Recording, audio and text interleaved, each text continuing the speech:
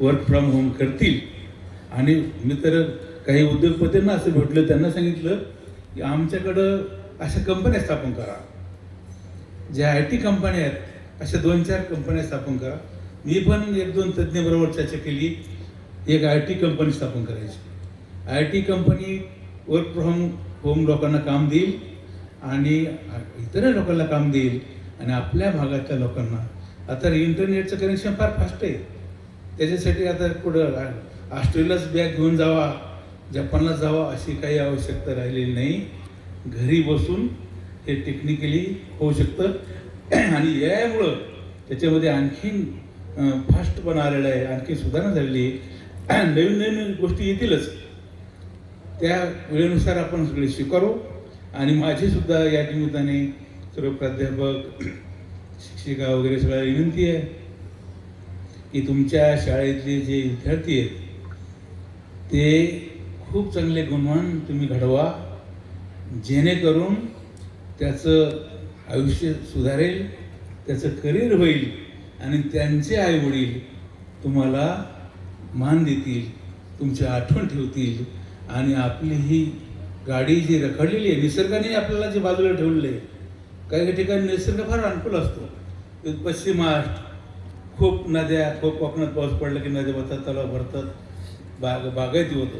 आता आपण अशा ठिकाणी छत्रीसारखा आपला कार्यक्रम, छत्रीच्या वर जसं पाणी साचत नाही तसं आपण छत्रीसारख्या उंचीवर आहोत.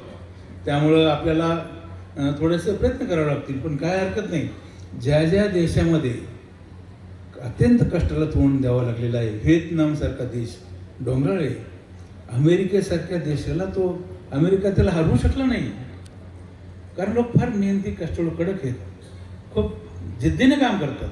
तसं आपण जर सगळे जिद्दीने कामाला लागलो तर मला असं वाटतं की आपल्या भागातलं हे जे वातावरण आहे ते ऊसतोडणी आणि मग आपली सगळी रडारडी चालू असते.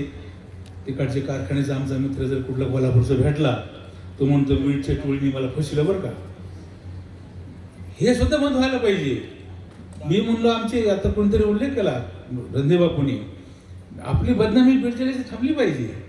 पाहुण्याला वेळे कुठले दुसऱ्याचे भेटले की ते म्हणतात TV ऑन केला की बीडची एक बातमी असतेच, आणि बातम्या एवढ्या शुल्लक असतात, त्याला काही अर्थ नसतो. भांडण किस्सा किरकोळ होतात, डायरेक्ट मारामाऱ्या होतात, काय काय होतं, अनेक खून होतात. हे खरं म्हणजे चित्र बदलण्याचं काम करायला पाहिजे कुणीतरी. आणि आपल्या परीने जेवढे शक्य होते आपण करू, कारण आपली जिल्ह्याची झालेली बदनामी कुठे थांबणार आहे. काही काही लोकांना त्याचा अभिमान असतो, TV वर आपली बातमी आली ना त्याचं काय झालं, अरे पण बाबा हे समाजाला किती घातक आहे, किती एकमेकाचा द्वेष वाढतोय. हा द्वेष आपण कमीच केला पाहिजे आणि सर्व लोक गोंधळाने वागले पाहिजेत, अशा प्रकारची मी भावना व्यक्त करतो.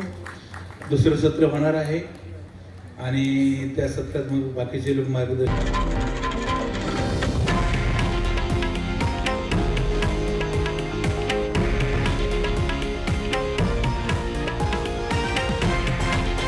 हे आहे देशातील नंबर 1 न्यूज नेटवर्क आणि आपण पाहत आहात TV9 मराठी, एकमेव.